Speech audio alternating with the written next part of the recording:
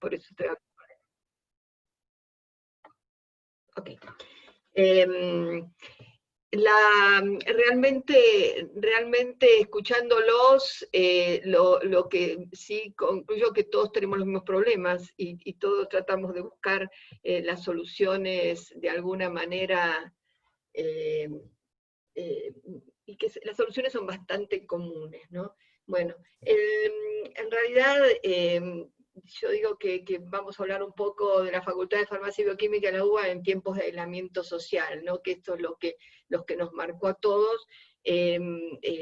La pandemia nos impactó de forma absolutamente abrupta y tuvimos que sacar lo mejor de lo nuestro como para poder organizarnos. Y éramos nosotros. Entrábamos acá por la puerta de la facultad, eso se llama irse para atrás, ¿no?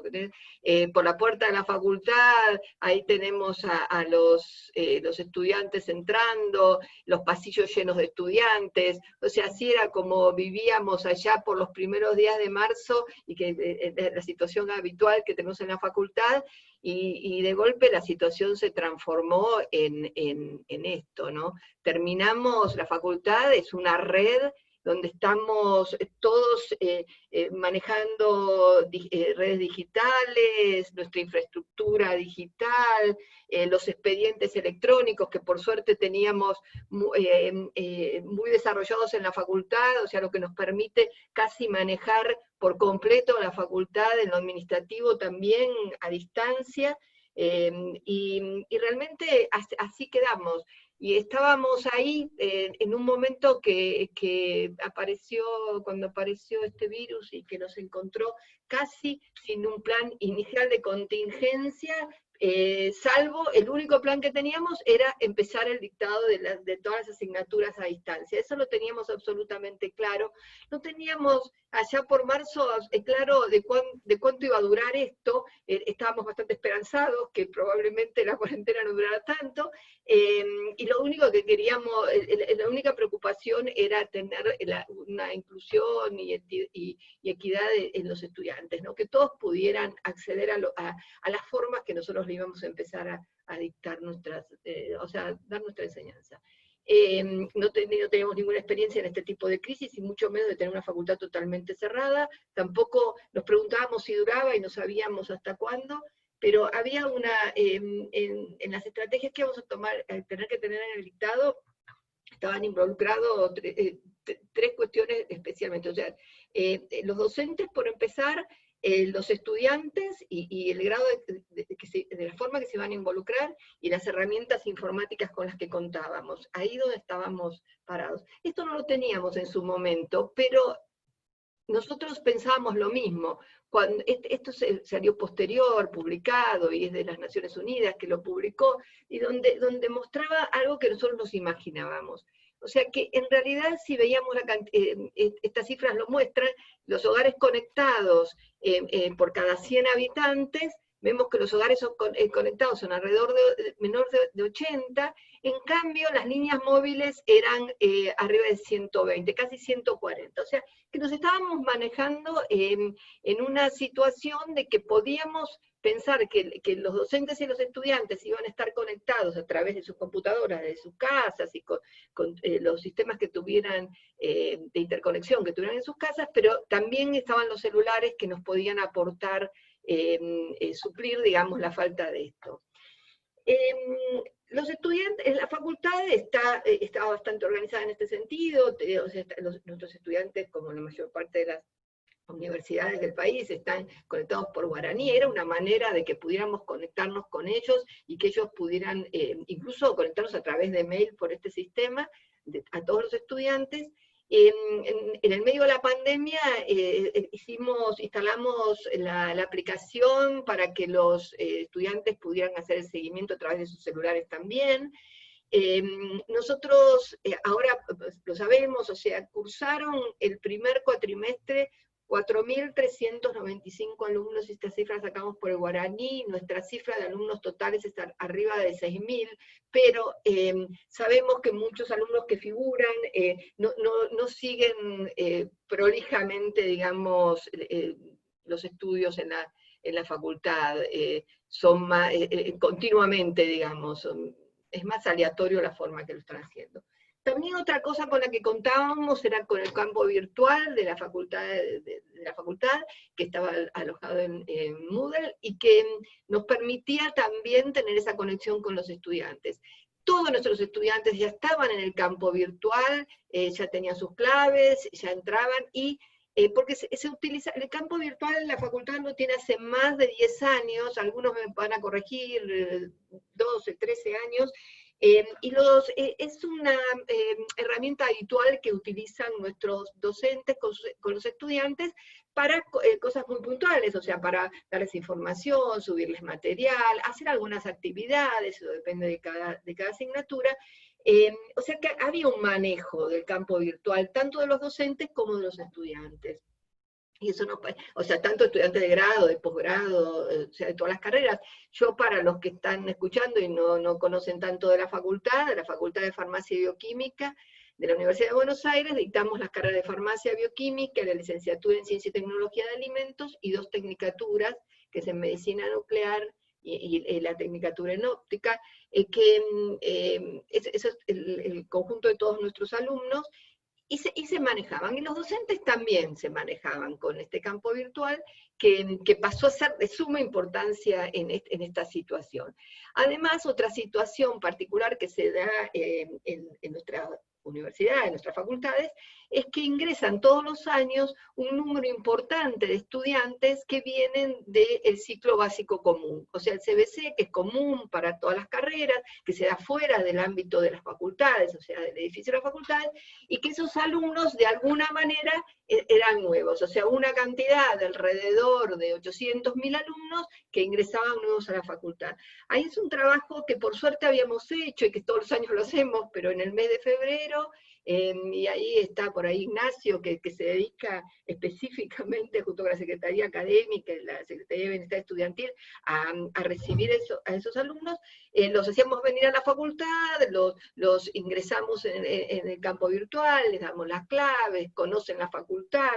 O sea, fue la única vez que vinieron, porque a partir de ahí todo fue a distancia, ¿no? Pero fue muy importante, porque nos logramos conectar con todos esos estudiantes y tenerlos a todos en el campo virtual, y de una manera de comunicarnos.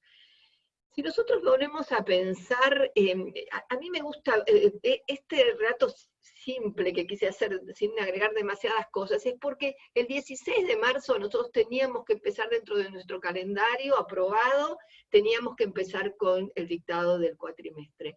El 16 de marzo empieza, se cierra, es el día que se cierra la Universidad de Buenos Aires, o sea, unos días antes incluso que se declare la cuarentena, lo mismo que comentaba Gustavo que pasó en Córdoba.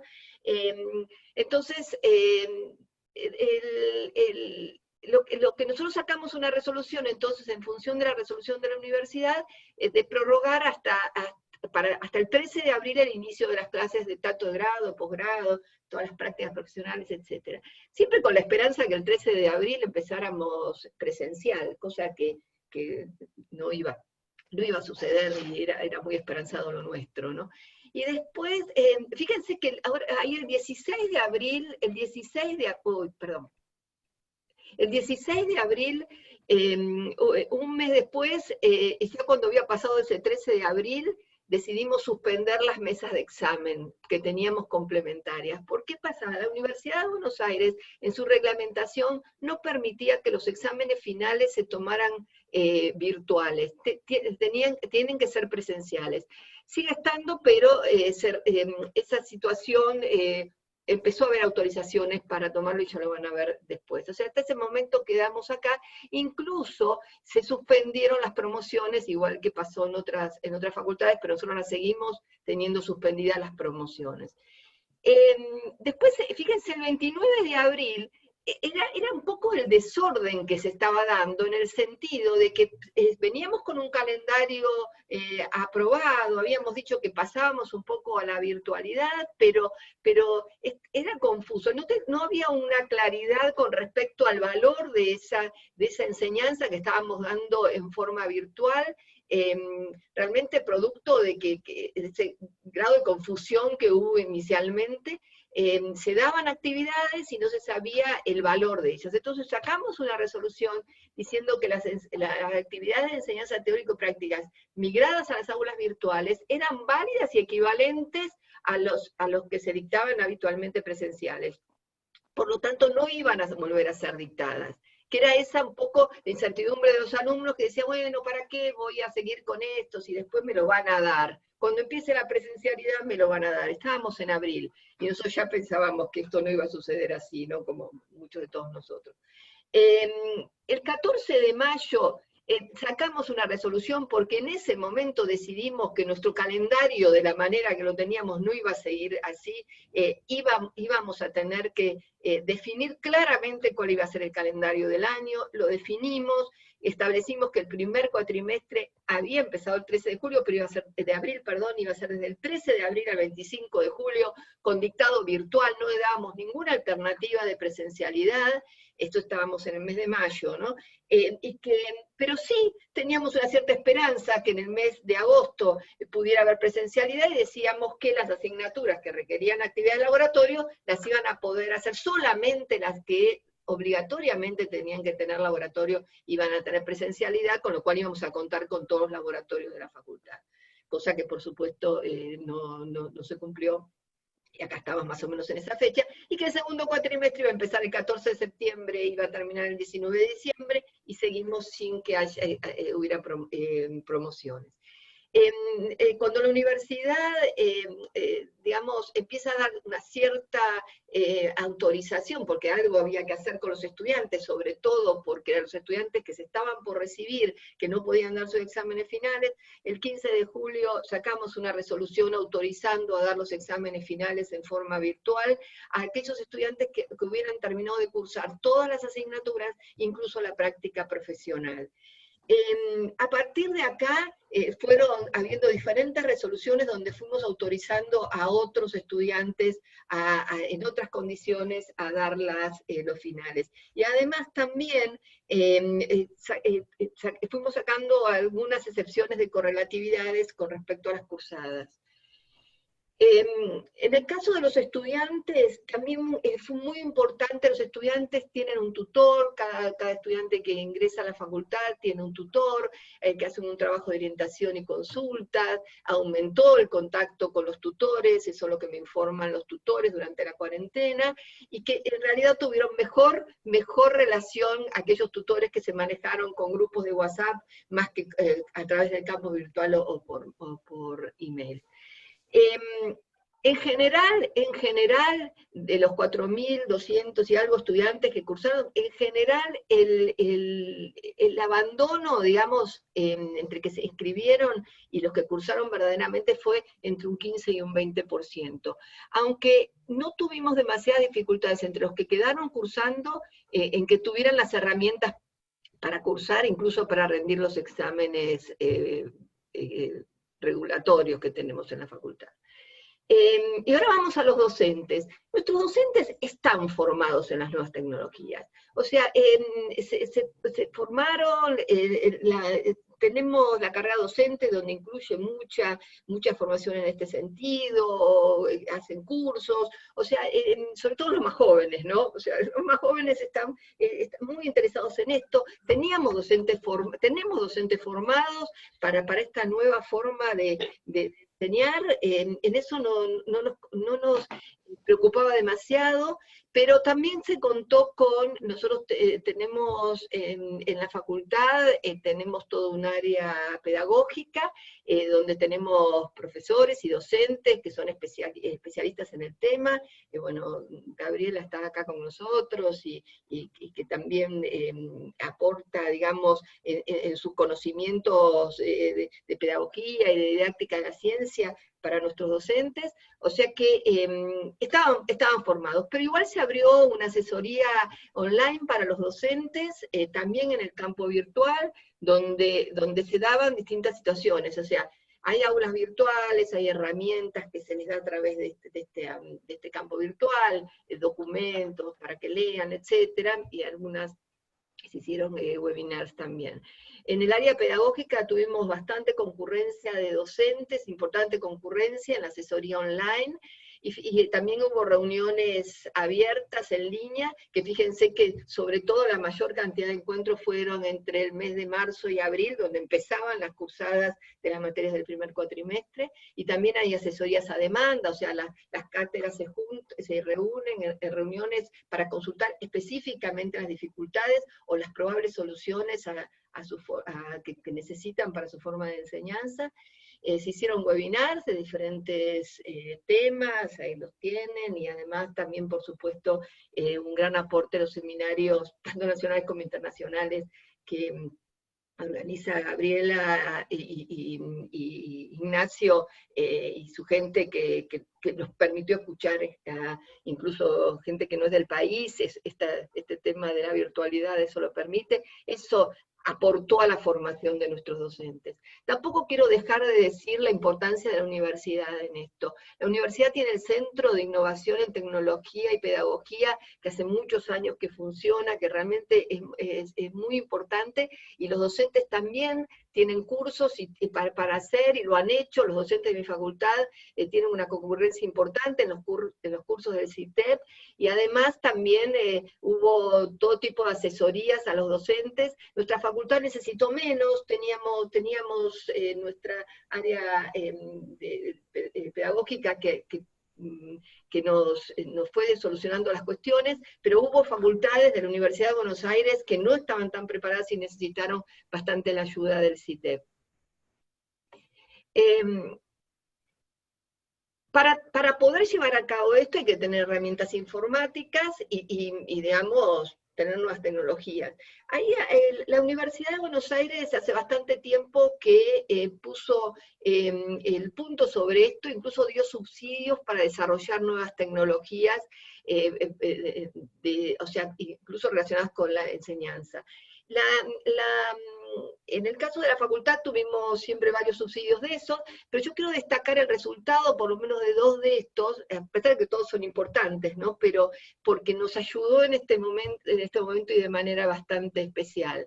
Uno de ellos es el microscopio virtual. Se desarrolló, es un programa institucional que fue financiado por este programa, me falta una R ahí, un programa UBATIC, que son los programas estos de la Universidad de Buenos Aires de financiamiento, y este microscopio virtual ayudó muchísimo para aquellas cátedras que necesitaban microscopio, digamos, para la enseñanza, como podría ser microbiología, que se dio en este cuatrimestre, y yo voy a ver si tienen suerte, porque mi manejo no es tan bueno, pero a lo mejor si tenemos suerte puedo pasarle este videito, que les va a dar una idea de cómo funciona este programa, que incluso lo hemos prestado a otras facultades, ¿no?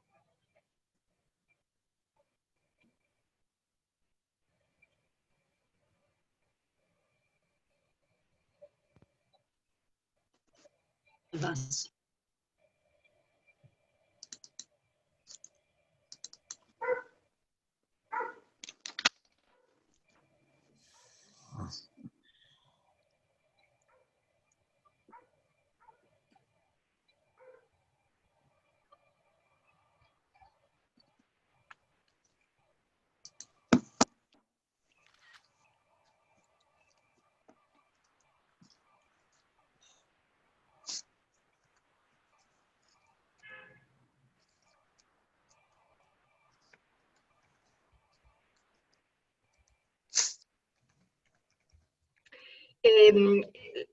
Ustedes se fijaron como el estudiante logra manejar como si fuera el microscopio, ¿no? Por supuesto, no va a ser siempre lo mismo, pero es muy bueno incluso la calidad de las imágenes, y eso nos solucionó bastante algunas cuestiones en temas de esas asignaturas que necesitan microscopio. Este es otro.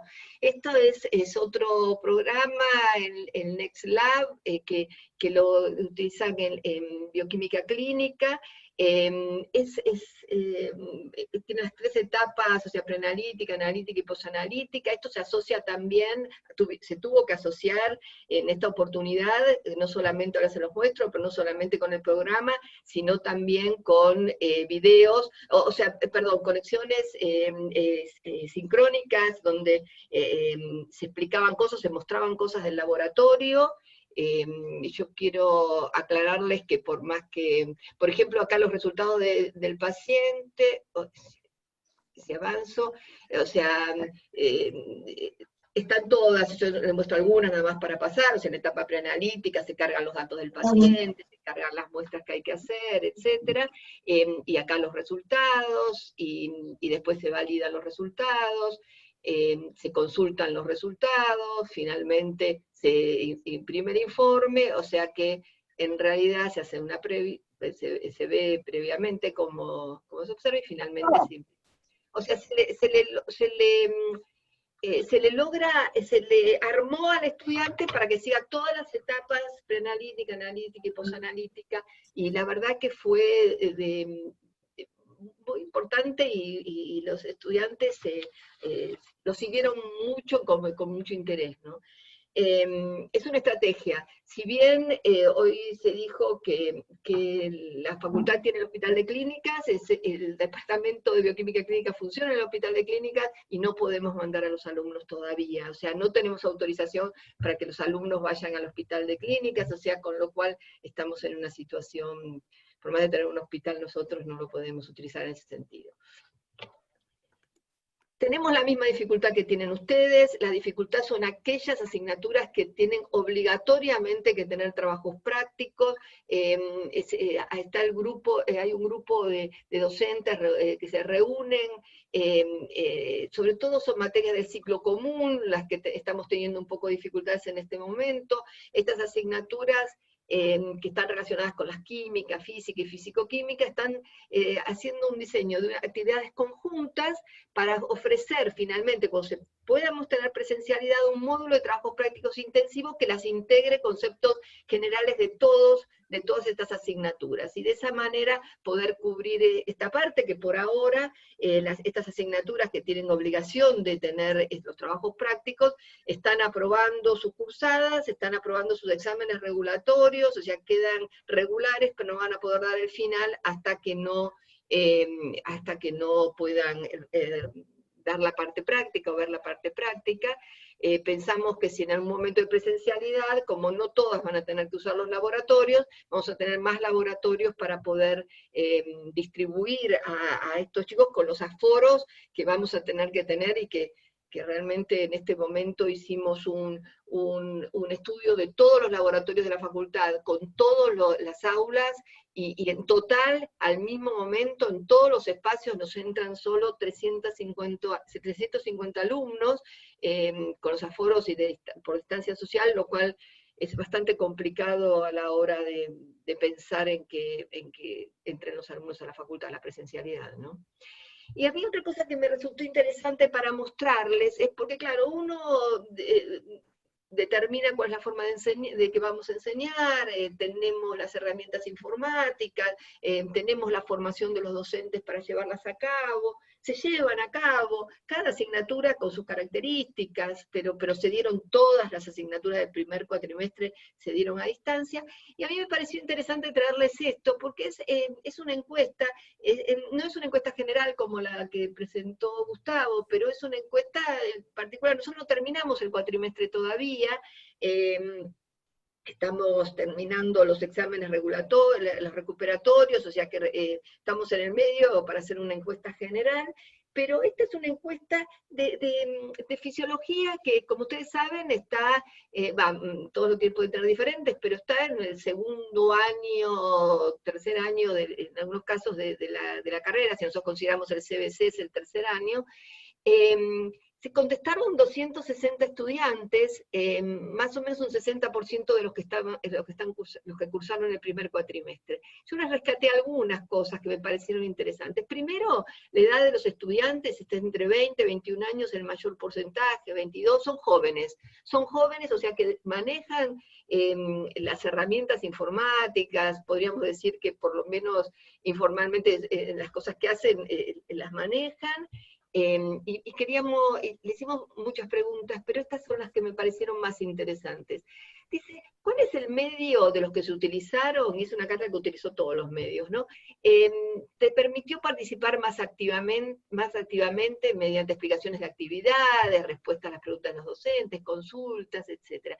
Entonces, fíjense que ellos contestan, lo que más les acomodó fue el Zoom, que siempre creíamos que iba a ser esto, porque tanto para los docentes como para los estudiantes, es la fórmula tradicional de darla, en general, de hacer la enseñanza, ¿no? La clase, el profesor explica y los alumnos, o sea, comparten, y es una forma habitual, esa relación es habitual, y esa es la que más les resultó a los estudiantes.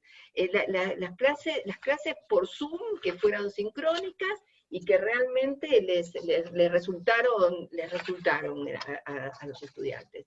Y después, por otra parte, los foros de intercambio con el Zoom, en el campus también, mucho menos los chats en el campus, o los mails, o Drive, eso les interesó a todos, resultó menor. Dice, ¿cómo te comunicaste con tus compañeros cuando tenían que hacer trabajos grupales? ¿Cómo se comunicaban? Por el WhatsApp. Es una cosa que ya venimos viendo. Los mails no es el mejor lugar para comunicarse con los estudiantes, y entre ellos ven que tampoco lo es. O sea que la forma era a través del WhatsApp, o si no, con el Drive, porque suben los archivos y los van modificando entre todos. Pero es otra cosa que nos resultó muy interesante. Y esto es, si no estuviéramos en esta situación de pandemia, ¿cómo preferirías realizar tu formación universitaria? Y de estos 260 estudiantes que nos respondieron, solo un 4,6% quisiera que siga a distancia, que le gustaría que fuera a distancia. Entre la presencial, un 42%, que es bastante alto, o sea que prefieren lo presencial, y después están un 53% que quieren la mixta. Y eso que nos parece que va a ser la forma en que nos vamos a manejar, como decían recién, o sea, ¿cómo va a quedar? ¿Qué va a quedar de todo esto? Y lo que va a quedar de todo esto, en parte, va a ser justamente eso, ¿no? Va a ser que vamos a tener que usar todas estas herramientas que aprendimos a usar, y cambiar un poco el concepto de enseñanza y aprendizaje. O sea, nos vamos a salir de esas situaciones tradicionales, y vamos a utilizar todas estas herramientas cuando tengamos que volver a la presencialidad también. Aunque volvamos a la presencialidad total, ¿no? No parcial, que sabemos que nos puede pasar también, pero yo creo que esto es lo que vamos a ver de diferencia. Y después acá, dice, respecto a tu formación universitaria, ¿qué te enseñó la experiencia de la pandemia, no? Entonces, fíjense que el 58% dijo estudiar en forma más autónoma. Se organizaron ellos, no fueron guiados, o sea, no eran guiados en horarios, en qué tenían que hacer y cómo lo tenían que hacer, que es lo que pasa un poco en la presencialidad, sino que ellos pudieron estudiar en forma más autónoma. Y además, bueno, otro gran porcentaje, podían contestar varias cosas, ¿no? Conocer nuevas herramientas para el aprendizaje, que creo que está bien. Y otro punto, bueno, que también este tercero desde abajo hacia arriba, que dice, el punto era organizar mi espacio físico para estudiar y concurrir a las clases. O sea, era una organización, se pueden organizar ellos de otra manera diferente. Creo que les damos más libertad al estudiante para que se organice, y eso es lo que están contestando ellos, que son chicos jóvenes y que están en el medio de la carrera. Esta es una encuesta, otro estilo de alumnos, otro grupo de alumnos, son alumnos que ya están a punto de recibir, que están cursando bioquímica clínica. La encuesta fue un poco diferente, pero rescaté hay una pregunta también que dice, dada las circunstancias del dictado virtual de la materia, ¿cree que aún así se estimuló la participación del alumno? Y estos alumnos, el 97% contesta que sí, son 96 alumnos, contesta que sí, o sea que logró a través de esta modalidad interaccionar y participar, y se encontró cómodo haciéndolo, ¿no? Dice, dado el cambio imprevisto en la forma de dictado de la materia, ¿en qué grado la organización del dictado cubrió tus expectativas? Fíjense que el mayor puntaje entre 4 y 5 lo pusieron más del 60%, o sea que cubrió las expectativas, no se sintieron defraudados por la forma de enseñanza. Respecto, bueno, esto lo voy a hacer bien rápido, actividades de posgrado, se defendieron tesis doctorales a distancia, una nueva forma que realmente nos pareció muy interesante para seguir con esto, no solamente de doctorado, sino de maestrías también, se empezaron a defender, se tornaron los cursos que teníamos presenciales, se acomodaron para darse a distancia, y tuvimos muy buena cantidad de alumnos cursando todas las actividades de posgrado, o sea que eso también lo consideramos que también van a cambiar algunas cosas con respecto a esto, ¿no? Yo no quiero dejar de lado, tenemos gente en la universidad investigando, haciendo investigación, en el caso de nuestra facultad tenemos 5 subsidios que fueron financiados por la agencia relacionados con COVID, los 3 primeros son para diagnóstico, los 2 últimos, uno es de controles de aguas residuales y otro es de mecanismos de acción del virus, y yo creo todo este grupo de gente está trabajando en la universidad, y yo rescato la capacidad de los investigadores de adaptarse o encontrar que lo que ellos hacen o lo que ellos saben o la experiencia que tienen puede ser usado para resolver un problema. Y lograron encontrar la forma de adaptar o de acomodar sus investigaciones o utilizar sus conocimientos para en este caso encontrar alguna cuestión con respecto a este nuevo virus. Y después también tenemos un programa, tenemos un subsidio en el programa de articulación y fortalecimiento federal, que es con Corrientes, que está relacionado con evaluación de elementos de protección personal, y bueno, que también estamos participando. No puedo dejar esta charla sin hablar de la participación que está teniendo en este momento la facultad como parte del equipo de salud. Tenemos el Departamento de Bioquímica Clínica de la facultad, que es de la facultad, que está en el Hospital de Clínicas, y que también hay personal del hospital, profesionales que ejercen asistencial, que está haciendo el seguimiento a todos los pacientes que hay en el Hospital de Clínicas, que están internados, y se le hace el seguimiento y sigue funcionando. Y bueno, y especial a la tarea fundamental para el diagnóstico que está a cargo del Laboratorio de Inmunología y Virología Clínica, también de nuestro Departamento de Bioquímica Clínica del Hospital de Clínicas, que está evaluando, digamos, haciendo las determinaciones por PCR. Ya no sé cuál es el número, no tengo el número de este mes, pero estaban arriba de 1.500 determinaciones por mes, trabajan todos los días, y realmente creo que es otra función importante que tiene la universidad, y creo que es otra función importante que tiene nuestra facultad. No puse nombre simplemente porque tendría que poner el nombre de todos. Cuestiones a resolver, y ahora estamos acá, o sea, primero, el tema de los trabajos prácticos, de qué manera lo vamos a hacer, si nos van a permitir la presencialidad, y si esto se atrasa demasiado, cómo vamos a poder resolver esta situación. Ya les digo que tampoco en el hospital de clínicas podemos mandar a nuestros estudiantes por ahora.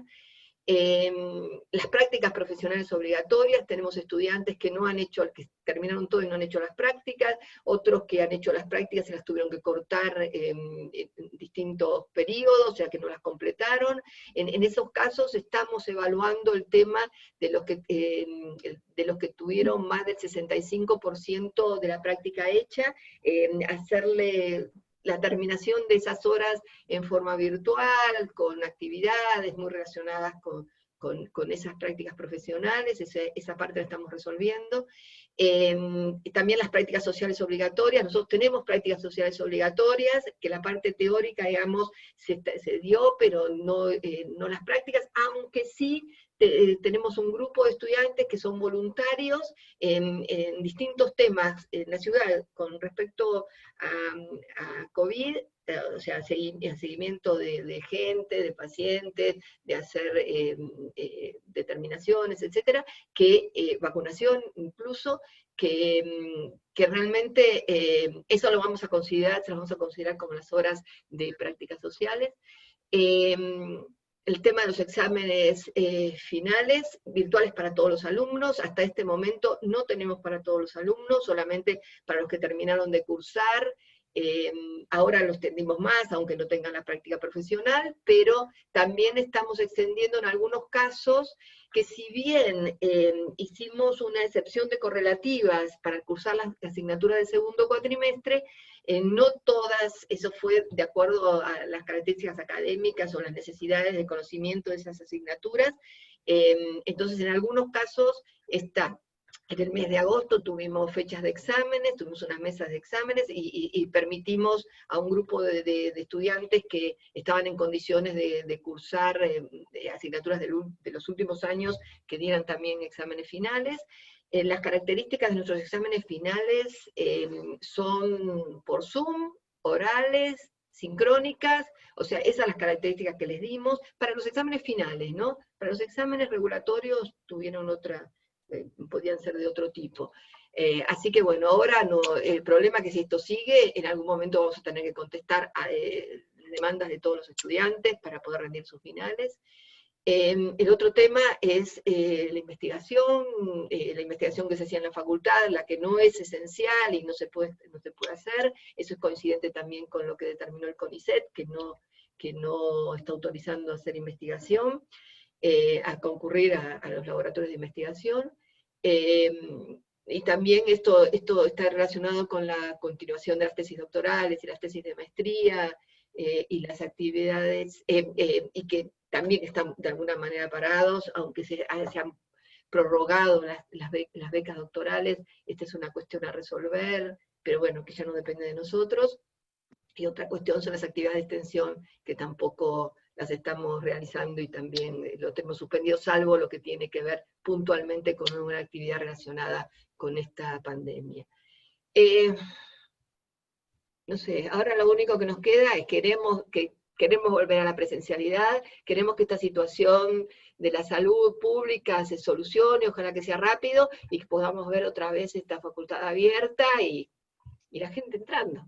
Así que bueno, eso era todo lo que les quería contar.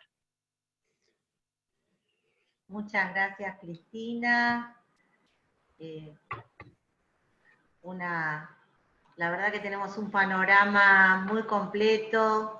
Estamos recibiendo también las felicitaciones de los asistentes, que tenemos muy buen nivel de participación, siendo que es un grupo que habíamos seleccionado específicamente para concretarnos a la problemática de farmacia y bioquímica y de las carreras que están vinculadas al área de salud y sobre todo a la que tienen parte de laboratorio. Siempre es bueno escuchar cómo resuelven los demás problemas parecidos a los nuestros, y siempre es bueno también saber que compartimos, ¿no?, estas diferentes situaciones, aunque estemos en distintos lugares y tengamos diferentes recursos o diferentes miradas, y este virus nos trajo a todos a compartir algo muy parecido. Antes de pasar a las preguntas que Nacho fue recolectando, seguimos recibiendo felicitaciones para ustedes, obviamente, para esta mesa de privilegio que tenemos con 3 decanos de 3 universidades nacionales. Hago la aclaración, son universidades nacionales, públicas, gratuitas, sobre todo porque también vi que tenemos a nuestro amigo de siempre, Víctor Hugo de México, gente de Colombia y gente de otros países que siempre nos siguen, que también sepan ¿no?, que son universidades nacionales y públicas. Antes de pasar a las preguntas, no sé si lo dijimos antes, pero quiero agradecer a 2 secretarías de la facultad que nos acompañan siempre en estos eventos, y son a la Secretaría de Comunicación, que es la que se encarga de los flyers y la distribución y maneja las redes de la facultad y que ha hecho posible, bueno, esas cosas tan bonitas que hacen y poder distribuirlos y estar actualizados en las redes. Y un agradecimiento muy especial para Ana Villafañe, que reniega todo el tiempo con nuestros pedidos y que está siempre atenta a las grabaciones, ahora con esto de que pudimos incorporar el YouTube. Bueno, ella siempre está, la verdad, atenta, anda por ahí escondida en algún cuadradito, pero bueno, públicamente nuestro agradecimiento. Ahora sí, Nacho, te encargás vos de coordinar a ver las preguntas que fueron dejando nuestros participantes. Sí, pero antes de pasar a las preguntas, también decir, porque Nobleza obliga, que muchos compañeros del Congridec, entre ellos hay que destacar que la señora decana de la facultad allá en el litoral, Adriana Ortolani, es secretaria del Congridec, del consorcio al que nosotros también pertenecemos como CIAEC, de grupos de investigación, que estuvieron con nosotros los presidentes de APFA y de ADECRA, que también estuvieron la directora del Instituto de Investigación en Educación Superior de la Universidad de Buenos Aires, que ha hecho llegar sus agradecimientos el director de la Cátedra UNESCO desde Alcalá, que se retiró hace un rato porque, bueno, claramente allá no es hora de estar en seminarios, sino más bien de estar casi acostándose.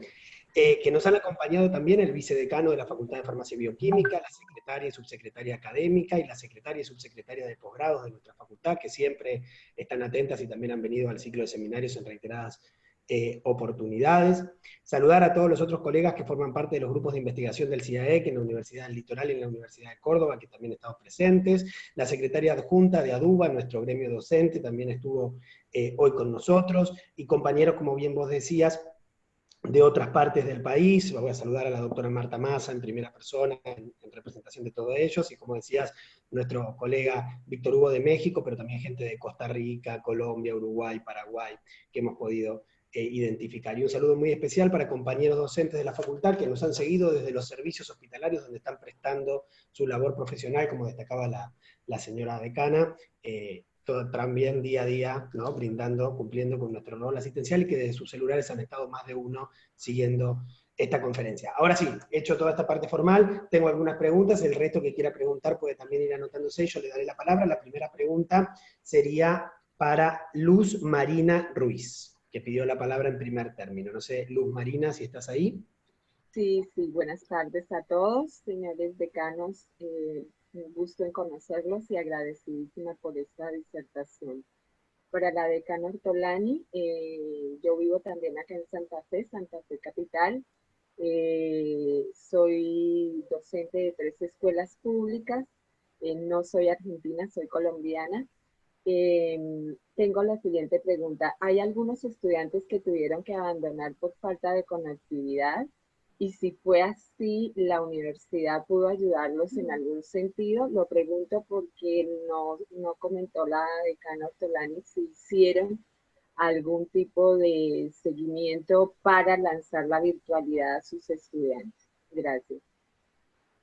Gracias, Luz. No sé si la decana Ortolani está. Acá estoy. Bueno, nosotros hicimos no hicimos una encuesta en particular como mostraron los decanos de Córdoba y de la UBA. O sea, la encuesta no surgió desde Secretaría Académica de cuáles eran las formas en que se conectaban hasta estos resultados que yo les mostré, que fue promediando el dictado del cuatrimestre. Pero sí trabajamos muchísimo en forma articulada con las agrupaciones estudiantiles.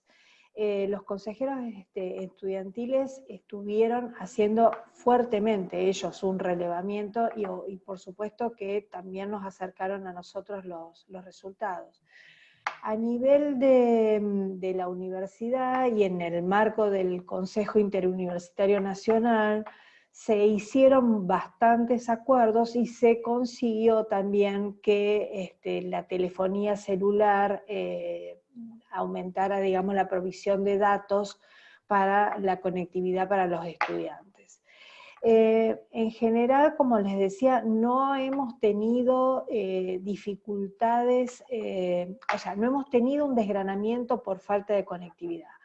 Lo que hemos tenido es esta situación de que, al contrario, que se conectaban, a veces no eran tan participativos como a lo mejor en una actividad presencial, pero se conectaban a los horarios de consulta, escuchaban, o sea, obviamente algunos tenían un rol mucho más activo y resolvían y llegaban mucho mejor preparados en las instancias de relacionamiento con los docentes, y otros solamente se presentaban ahí como a escuchar en un rol más pasivo, pero mucho más que lo que si lo hubieran hecho en la presencialidad, como que estar en la pantalla no les producía tanto estrés como tener que estar en un horario de consulta y hacerlo en forma presencial.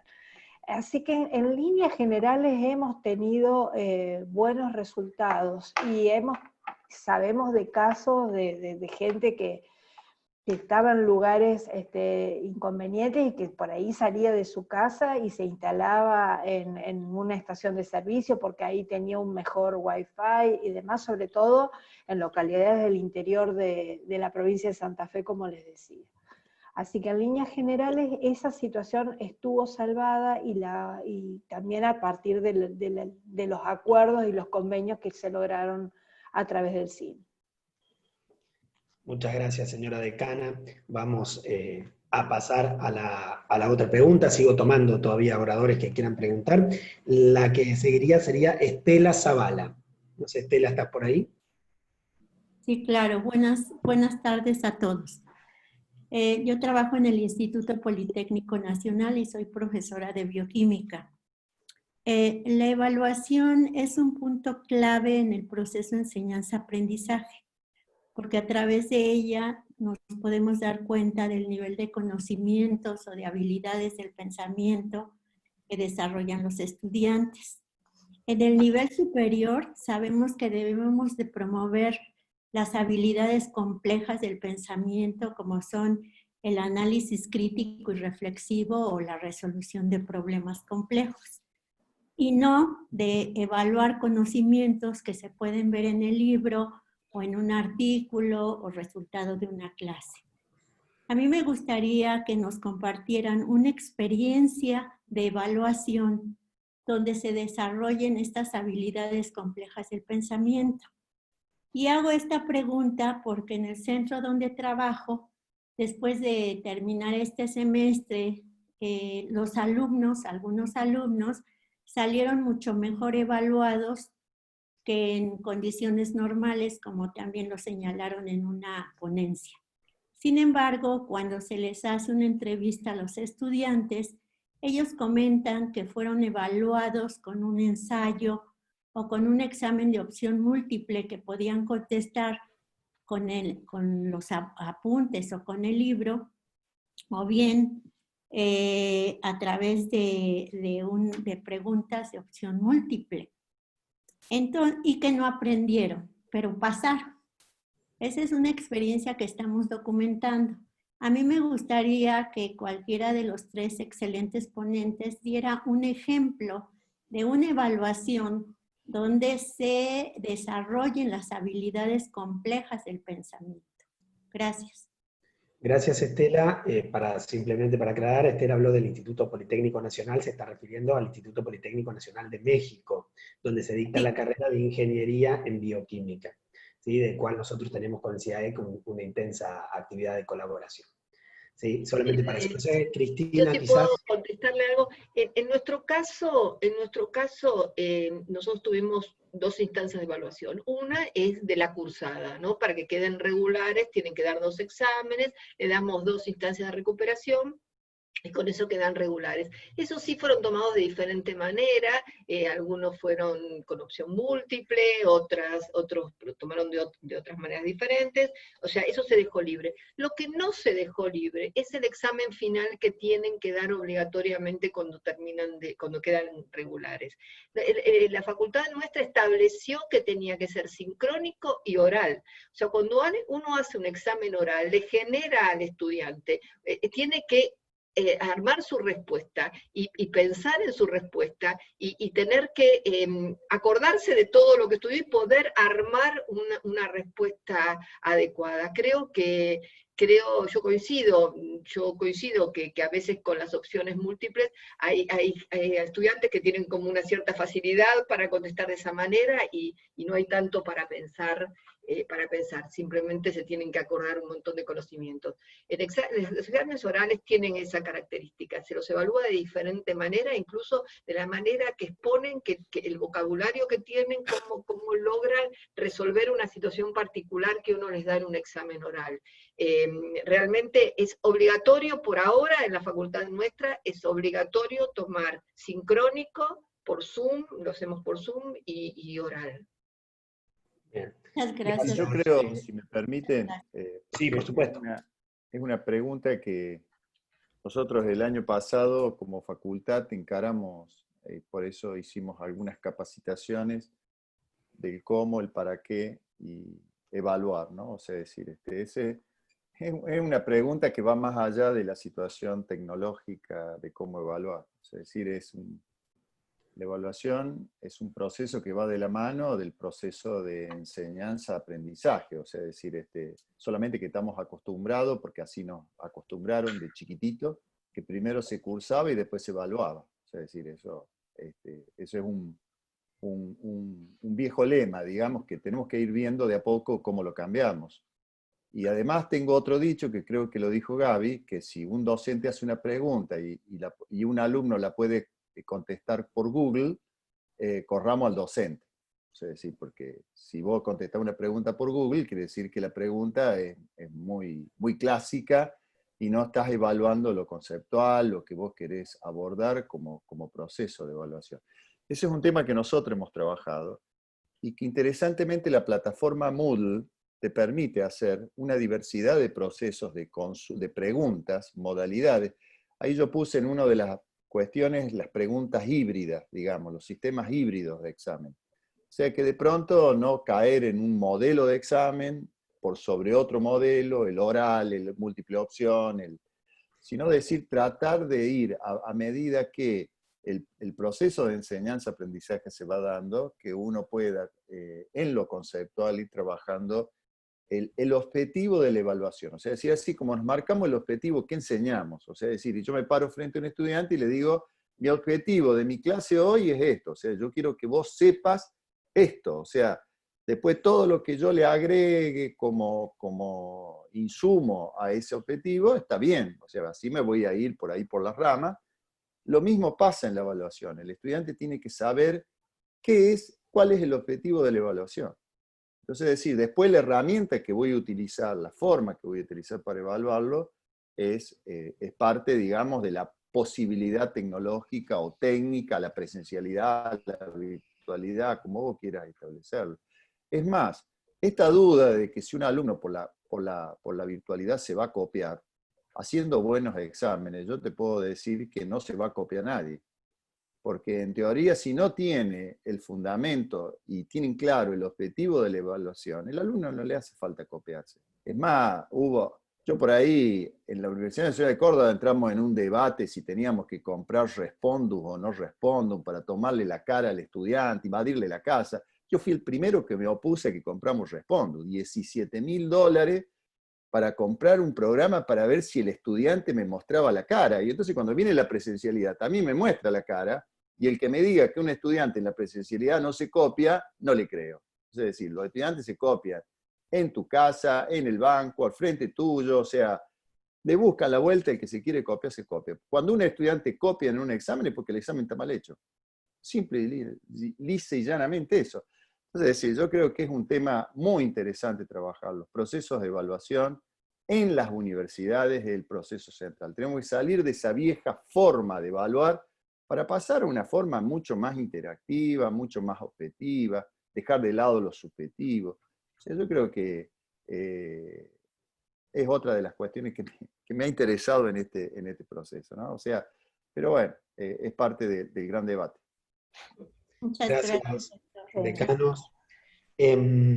Voy a seguir con... El número de alumnos, ¿no? La forma de evaluación también depende del número de alumnos. No es lo mismo cuando una cátedra tiene 40 alumnos a cuando una cátedra tiene 800, como tenemos algunas nosotros en nuestra facultad. No es lo mismo, o sea, el tema de la evaluación es un tema complejo, yo estoy totalmente de acuerdo con vos, Gustavo, pero también uno se encuentra con algunas circunstancias que no hacen que no sea tan fácil tomar una decisión. En nuestra experiencia, los mejores procesos de evaluación se hacen en el ciclo de nivelación, con 1000 y pico de alumnos. O sea, decir, ¿por qué? Porque esos docentes trabajaron en procesos de evaluación. O sea, se formaron para hacer procesos de evaluación. Entonces, si de pronto tengo una asignatura, un tramo que tiene un trayecto formativo que tiene 20 alumnos y le pongo un múltiple choice y los contesto por Google. O sea, y tengo 1000 y pico de alumnos y les genero un examen que tiene un objetivo claro de lo que estoy evaluando, por lo tanto, en ese punto por ahí discrepo la cantidad. Yo creo que es la calidad con la cual se plantea un examen. Yo creo que ese es el punto, ¿no? Pero bueno, es cuestión de experiencia también. Sí, a eso nos referíamos nosotros, yo me refería la gran discusión que también hubo a nivel de toda la universidad y la resistencia que había a validar los exámenes a través del formato virtual. También estábamos con el tema de la identidad, de los software y demás. Coincido plenamente con Gustavo, o sea, digamos, tenemos una posibilidad de hacer estas cuestiones mixtas, obviamente cuando son grupos numerosos, la cuestión de un examen oral tradicional por Zoom es mucho más complejo. Nosotros lo que hicimos fue, aparte, extender el periodo de examen, o sea, a lo mejor la semana de exámenes era una semana, la llevamos a 2 semanas, cosa de que el docente tuviera el tiempo que considerara necesario para poder hacer la evaluación. Y creo que sí, que digamos, desde el punto de vista de la complejidad y la confección del examen, ahí está el desafío más profundo. Y por eso también hubo resistencia en algunos equipos docentes, porque, como decía, la situación de presencialidad parece que uno tiene todas las variables controladas y que reparte una hoja y que bueno, y que ya está. En cambio, el desafío es justamente hacer un examen que requiera de la integración por parte del estudiante y que no pueda copiarlo en ningún buscador. Así que es todo un proceso, y la instancia final de acreditación es justamente una instancia final, es todo un proceso continuo, digamos. Así que creo que a todos nos han pasado más o menos las mismas cosas, y tampoco, digamos, podemos garantizar que en un examen tradicional presencial el alumno sea capaz de razonar, o sea, la capacidad de razonamiento, de resolución de un problema complejo depende justamente del problema que le estamos presentando, no de que se siente y escriba definiciones. O sea, hay que saber construir los exámenes. Bien, bueno, muchas gracias a los tres. Tengo una pregunta más de Carolina, y voy a pedir disculpas de antemano porque seguro voy a pronunciar mal el apellido, que es Carolina Sacharsewicz, o Sacharsewicz. No sé, Carolina, si estás ahí y nos decís bien. Sí, estoy acá presente, tu apellido, doctor. así no Sí. lo decimos para el próximo. Sacharsewicz. Bien, yo soy de la Universidad Nacional de Misiones, y estuve escuchando atentamente las 3 presentaciones. Soy docente de la Universidad Nacional de Misiones, del ciclo básico y del ciclo superior. Y bueno, de acuerdo a las presentaciones, percibo que nuestra situación es más parecida a lo que, tal vez a lo que presentó la Universidad del Litoral. Me siento como más identificada nuestra situación con la situación de la Universidad del Litoral en general. Pero en este momento, y particularmente este fin de semana, nos preocupa y nos ocupa el hecho que, ¿cómo han hecho con el paso del primer cuatrimestre al segundo cuatrimestre? Nosotros hemos cerrado el primer cuatrimestre la semana pasada, o sea, antepasada, el 20 de agosto, hemos cerrado el primer cuatrimestre, todos también con la esperanza de que hubiera vuelto o sea, cortamos en julio y esperábamos que volviese la presencialidad en agosto y se habían pospuesto los trabajos prácticos para agosto, pero finalmente eso no ocurrió y debimos cerrar el cuatrimestre, creo que fue el 20 de agosto, y luego tuvimos una mesa de examen, y ahora iniciamos el segundo cuatrimestre el lunes, el 7 de septiembre. La pregunta concreta es, ¿cómo han resuelto la situación de los alumnos que no han hecho los trabajos prácticos de las materias del primer cuatrimestre, sobre todo de las materias que tienen laboratorio, ¿no es cierto? No aquellas que, bueno, un trabajo práctico se puede resolver a través de un taller o de la realización de seminarios, ¿no es cierto? Sino situaciones en las que nosotros vamos a tener que acreditar luego las habilidades, la formación en cuanto a habilidades de esos alumnos. Entonces, estamos sumamente preocupados como docentes, cómo vamos a saltar esa instancia, o salvar, mejor dicho, esa instancia, y en este momento los alumnos no han logrado regularizar ni menos promocionar las materias del primer cuatrimestre, y hay algunas que son correlativas con las del segundo cuatrimestre en cuanto a regularización. Me pareció entender, por eso la pregunta inicial iba al doctor Chiabrando, me pareció entender que en la Universidad de Córdoba es como que acreditaron igualmente las partes prácticas de laboratorio específicamente, de mesada, ¿no es cierto?, de manera virtual, y no sé si me equivoco, salvo en un par de materias, quiero entender, sí, en un par de materias, porque nosotros realmente tenemos muchísimas materias que no hemos podido terminar de regularizar las materias, y ahora los alumnos nos encontramos con la situación, si les vamos a dar condiciones, ¿sí?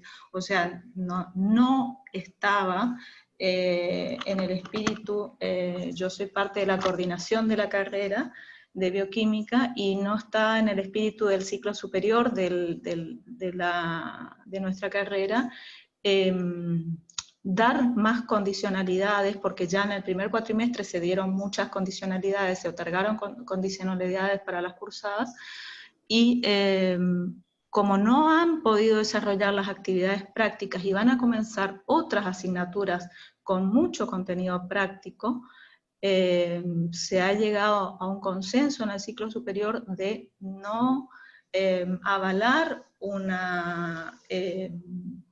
más condicionalidades. Pero la verdad es que escuchando estas charlas y la presentación del doctor Chiabrando, que está hablando del 2023 como vuelta a la realidad, entonces decimos, bueno, pero ¿hasta dónde vamos a extender esta situación? ¿Hasta dónde vamos a prolongar la agonía de los alumnos, o de seguir perjudicándolos de alguna manera? ¿O cuánto nos perjudicamos como carrera no realizando esas actividades prácticas? Porque luego van a venir las acreditaciones y tenemos que dar garantías para el cumplimiento del artículo 43 de la Ley de Educación Superior.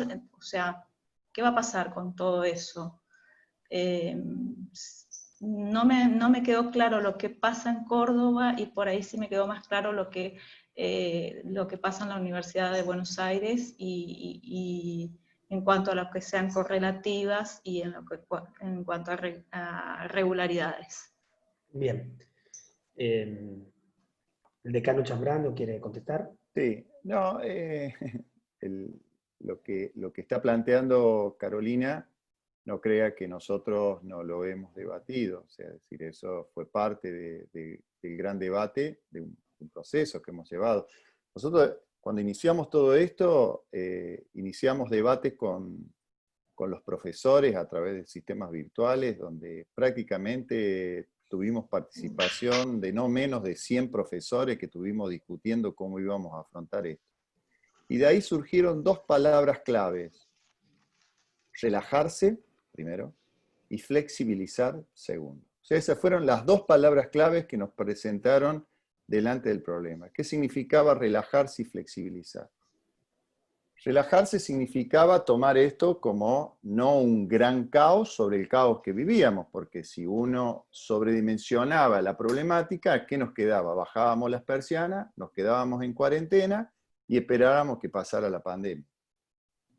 La necesidad de relajarse también era necesario complementarlo con la flexibilidad para poder darle continuidad al sistema. Es decir, la pérdida, seguramente hay pérdidas. Esta pandemia produjo pérdidas en todos los sectores. Se fundieron negocios, se fundieron empresas, se perdieron puestos de trabajo, se perdieron salarios, se disminuyeron. Donde busque hubo pérdida.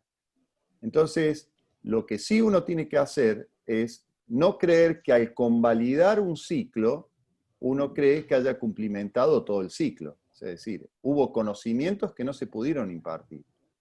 Cuando nosotros planteamos que necesitamos reorganizar el 21 y el 22 y normalizar el 23, es porque necesitamos complementar en un plan de actividades que tenga que ser perfectamente coordinado entre los distintos ciclos, años y carreras, tenemos que complementar las pérdidas de este año. Es decir, y asimismo, yo creo que va a ser un proceso de mitigación, que en ningún momento vamos a lograr recuperar lo 100% de lo que normalmente veníamos dando al principio. Cuando yo digo que también esto es una buena oportunidad, es porque también empezamos a pensar qué significaba los prácticos y la presencialidad. Si de pronto un práctico significaba tener 20 alumnos al frente de un HPLC GC para que el docente lo utilizara y el estudiante lo mirara, mi pregunta es qué diferencia hay con la virtualidad si yo le muestro virtualmente cómo funciona un HPLC y un GC. Es decir, entonces, eso también nos va a permitir en el proceso de complementar la acción práctica, qué acción práctica es indispensable y prioritaria para complementar. Y también, por eso yo decía que el 2021, ¿a quiénes debemos atender? A primer año y al último año. Por lo tanto, en el 2021 probablemente tercer año y cuarto año siga siendo virtual. ¿Por qué? Porque si seguimos las recomendaciones que nos da la Organización Mundial de la Salud, nosotros podremos llegar a tener la vacuna en febrero, abril, pero el factor de ocupación, porque va a haber circulación de virus, probablemente el factor de ocupación sea el mismo que tenemos ahora. O sea, es decir, hoy, si nosotros fuéramos a ocupar los edificios de práctico de la facultad, estaríamos en condiciones de ocupar el 25% del edificio, no más, por los factores de ocupación. Entonces, es decir, si yo hago una premisa o instalo un escenario que el año que viene voy a tener que hacer funcionar el 25% del edificio de prácticos, voy a tener que elegir cuál es la población de estudiantes que van a acceder a esa actividad práctica. Por lo tanto, el resto vamos a tener que seguir motivándolo con sistemas virtuales, que habremos mejorado, esperamos. O sea, que la virtualidad, el traspaso de conocimientos prácticos a la virtualidad probablemente vayan a mejorar. El 2022, ¿qué vamos a compensar? Probablemente primer año, segundo año, tercer año y el último año. ¿A quiénes vamos a transmitir la virtualidad? Probablemente al cuarto año. ¿Y por qué digo que el 2023 va a ser la normalidad? Porque uno espera que en el 2023 no vamos a tener circulación de virus, o va a ser sustancialmente menor, con vacunas de segunda, tercera generación que mejoren la inmunidad de la población, ¿sí? Entonces, probablemente ahí estemos en condiciones de volver a la normalidad. ¿Qué tenemos que hacer? Tenemos que registrar perfectamente estos procesos y volver a un seguimiento después de los graduados. Porque las universidades vamos a tener que generar ofertas de posgrados, ¿sí? Veremos cómo, pero tenemos que generar ofertas de posgrado para que puedan en alguna medida también compensar las finalizaciones de los estudiantes en los ciclos que finalizaron en el 2020, en el 2021 y probablemente en el 2022. Entonces, es decir, cuando yo digo que el sistema universitario va a tener que cambiar la forma de cómo enfoca el grado, el posgrado, el proceso integral de la enseñanza, significa que vamos a tener que salir a atender todas aquellas cuestiones que hemos perdido en esta época. Así lo va a hacer todos los sectores. La vida productiva va a ser exactamente lo mismo, los comercios van a ser exactamente lo mismo, los sectores de salud. Hoy tenemos que preservar, no perder vidas, digamos, eso es fundamental. Entonces, es decir, todo lo que nosotros podamos no dar en esta época lo tenemos que recuperar en alguna instancia, ¿sí? Además, no nos olvidemos que estamos trabajando con jóvenes en su mayoría de los casos. Personas que están en una edad, yo diría, cuasi ideal de la vida, en el cual le quedan 30, 35 años por delante para compensar lo que de pronto perdieron en un año de su vida, por decir que tuvieron pérdidas, en algún sentido. Entonces, es decir, yo creo que esto no se soluciona suspendiendo el ciclo. Suspender los ciclos te trae mucho más problemas, porque vas a hacer acumulación de estudiantes. Y en las universidades que somos muy masivas, reproducir 2 años en uno nos va a traer muchos problemas. Van a perder los de este año y los del año anterior. Entonces, es decir, nuestra premisa fue no suspender el flujo, anotar perfectamente qué dejamos de dar, para ver en qué momento podemos empezar a compensar. Entonces, es decir, ese es el proceso de la gestión académica, que va o tiene que ir a garantizar la calidad académica. Por otro lado, esto no te va a afectar los procesos de acreditación. Los procesos de acreditación son instancias de evaluación para lo que viene, no para lo que fue. ¿Está? Entonces, es decir, si yo establezco planes de actividades que respetan los contenidos mínimos de los aspectos curriculares que he acreditado, mientras yo garantice el dictado de esos contenidos mínimos, la CONEAU no me va a venir a evaluar a mí, digamos, cómo fueron dados esos planes de actividades. Entonces, por lo pronto no tenemos que confundir la acreditación con lo que estamos dando. ¿Está? Nosotros tenemos el deber de respetar los contenidos. Por eso hice referencia a los nuevos estándares.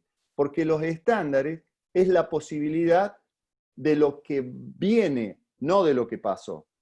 ¿Sí? O sea, nosotros estamos estableciendo una nueva instancia de planes de estudio, de contenidos mínimos para generar nuevas instancias de planes de estudio, de planes de actividades. Es más, con estos contenidos mínimos que van a aprobar ahora el Ministerio, las universidades no van a tener que modificar sus planes de estudio si quieren, pero son oportunidades que el cuerpo académico va a tener que trabajar, ¿sí? Y producir las modificaciones que crea conveniente. Bueno, gracias. Muchas gracias, doctor. A incorporar una pregunta más, que va en el mismo sentido de lo que hablaba el doctor recién, y la última, porque ya quiero contarles que estamos hace 2 horas y media, un récord para este espacio, y que hemos mantenido siempre por encima, alrededor del 150 de personas aquí en Zoom, y otro tanto en YouTube. Pero al principio, un compañero docente, Aníbal de Luca, trajo una pregunta que después, bueno, él se retiró para ir a dar clase, que va en el mismo sentido de lo que planteaba el decano recién, y que por ahí podría darle la oportunidad a las decanas de intervenir en este mismo sentido. Él nos preguntaba si ustedes creían que los contenidos que se trabajaron, si el programa que realmente se ejecutó era el mismo, fue otro, y cómo se hizo esa selección. Yo te puedo contestar con respecto a lo que pasó en nuestra facultad. El contenido fue el mismo, y digo que incluso con la idea de ayudarnos un poco más a los estudiantes. Se les dio muchísimo más material para que ellos trabajaran y para que estudiaran.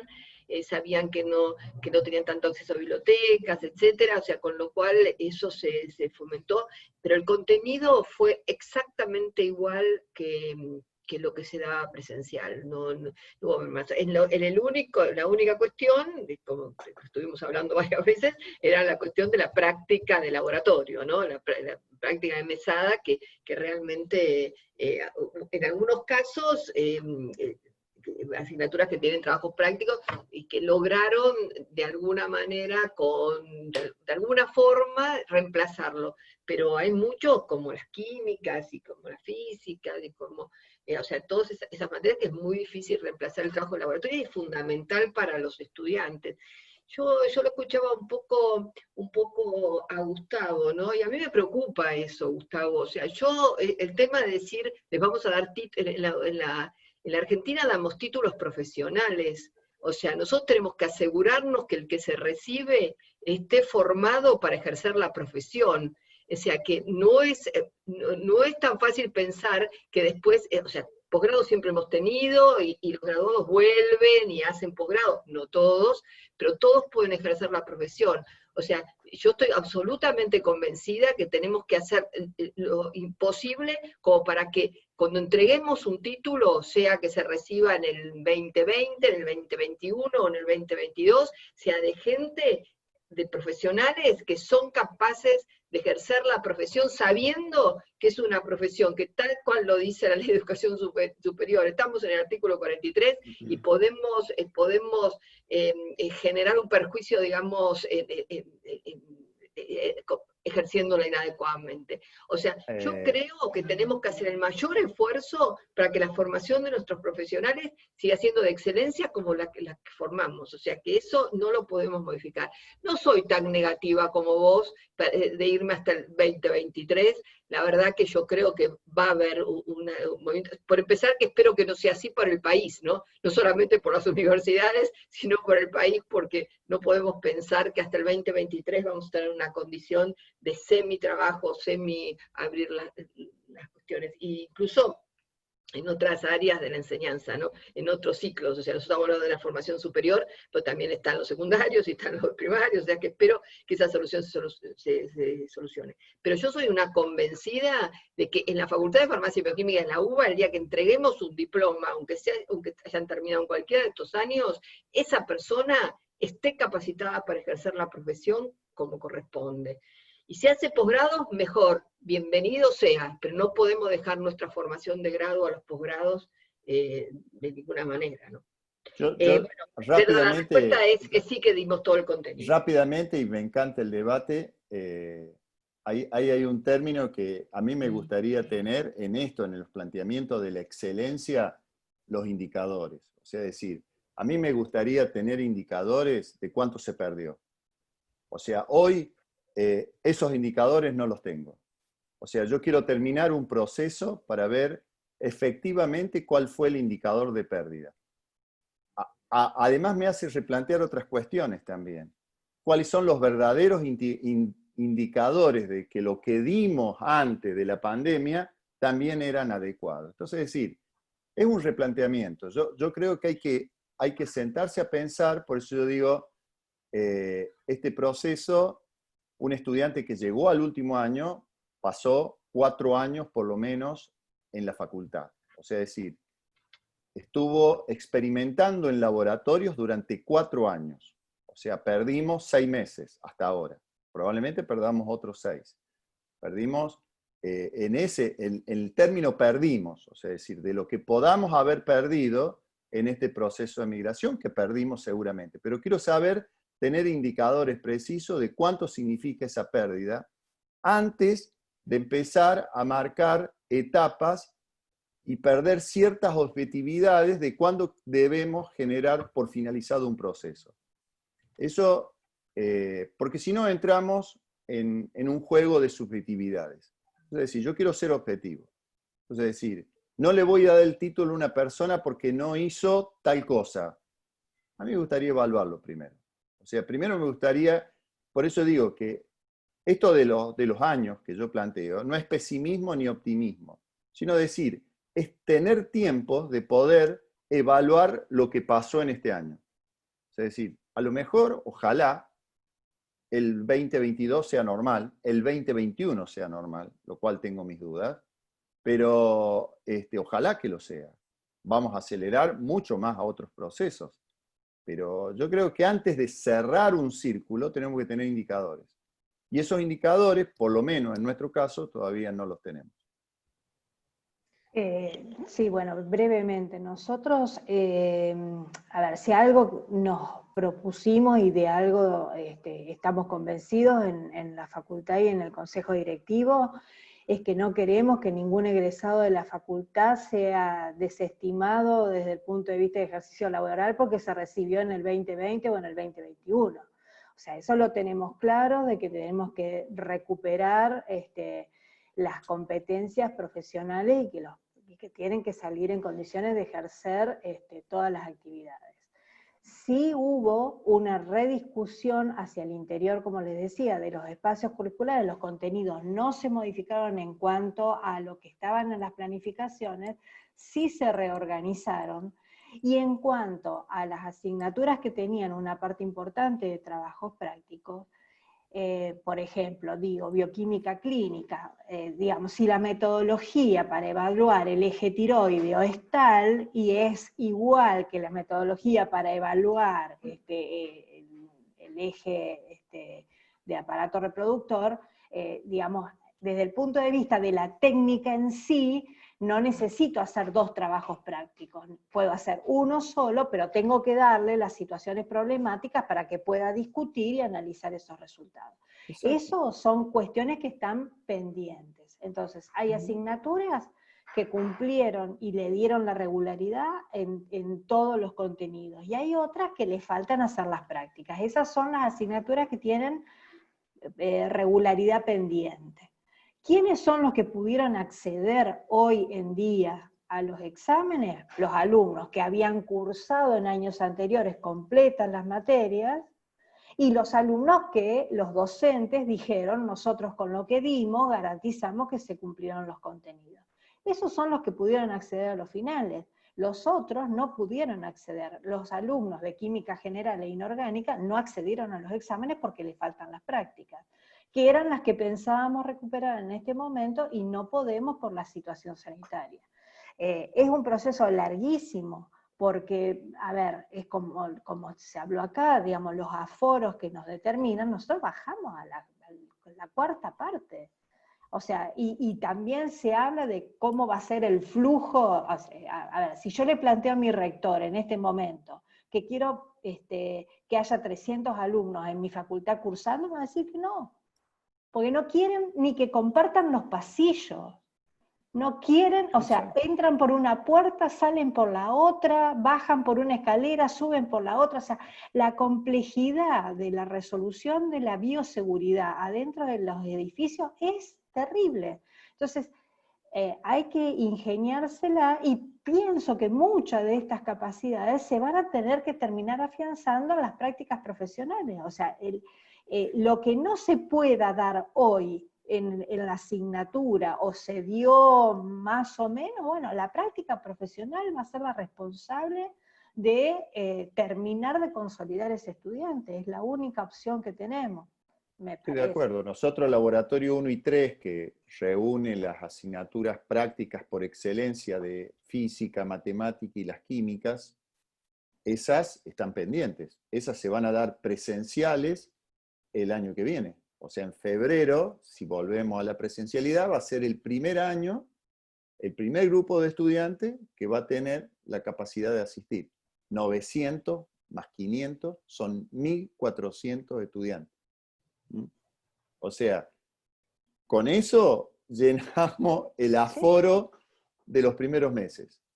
Entonces, y coincido, o sea, es decir, tenemos que empezar a trabajar en las prioridades del último año, o sea, es decir, los que tenemos que compensar en el último año. Y los años intermedios, tenemos que tener esperanza que la pandemia va a pasar. Ahora, si tenemos 3 años de pandemia, ya ahí vamos a estar complicados. sea... Yo les quiero agradecer muchísimo a los tres, les quiero contar que han llegado un montón de comentarios, felicitaciones, que nos tomaremos el trabajo de recoger. En esto me va a ayudar seguro Ana Villafañe, que tiene más experiencia, y así que les haremos llegar también las múltiples felicitaciones y saludos que nos han llegado desde distintas partes. Para nosotros en el CIAEC poder discutir y ver también este intercambio final entre personas que tienen responsabilidad de gestión, grandes responsabilidades de gestión, como son ustedes tres, es muy enriquecedor. Y también, ahora Gabriela los va a despedir, yo por mi parte, despedirlos a ustedes, agradecerles muchísimo, agradecerles la paciencia a todos los que han estado participando. Ya estamos en 2 horas 40. Creo que si hubiera sido presencial no hubiéramos sostenido todo este tiempo. Eso claramente es un cambio, realmente estuvimos casi llegando a las 3 horas. Fue muy, muy interesante. Yo seguí así al borde de la silla y con mi paquete de caramelos al lado, que ya se me acabó, lo que indica que el tiempo fue... Yo estoy con el alcohol en gel. Agradecemos entonces. Estoy con decirles abstinencia de mate tenemos a esta hora. Bueno. Claro, también, eso también nos pasa, ¿cierto? Y de decirles a todos los que nos siguen este ciclo de seminarios que volveremos dentro de un mes, como ya la frecuencia quedó instalada, que volveremos a discutir cuestiones. Ahora hicimos un Zoom más amplio, ¿verdad? Nos fuimos a mirar la gestión, nos fuimos a mirar la facultad, nos fuimos a mirar la universidad y el sistema universitario, volveremos a mirar las aulas, volveremos a mirar los laboratorios y las prácticas, que es lo que hacemos siempre en el CIAEC. En ese sentido, anunciarles que con mucho agrado abrimos una nueva comisión de nuestro curso, Nuevas Perspectivas para la Enseñanza de las Ciencias en la Pandemia y en la Pospandemia, el cual, por una manera u otra, casi todos los docentes universitarios del país pueden tomar de forma gratuita, porque estamos con alianzas con, por supuesto, lo de la facultad, como todos los cursos del CIAEC, se pueden inscribir sin ningún costo, pero aparte de otras facultades o a través del consorcio o de otros lados, la mayoría de los docentes del sistema universitario pueden acceder gratuitamente, donde vamos a llevar gran parte de lo discutido acá, ahora para mirarlo desde el aula y desde el rol de los docentes. Infinitas gracias a ustedes, ha sido un enorme placer para mí coordinar este pequeño debate, y no sé, Gabriela, si querés despedirlo, si estás por ahí, yo no te veo. Sí, acá estoy, cómo me la iba a perder. Ya se hizo de noche, pero todos súper enganchados al Zoom colectivo, y también confesemos que mientras estamos todos mirándonos o participando de la charla colectiva, siempre también suenan los mensajes de WhatsApp con felicitaciones, con preguntas, con interrogantes. Así que agradecerles los mensajes también públicos y privados a todos los participantes por el interés que siempre muestran por las actividades que nosotros organizamos.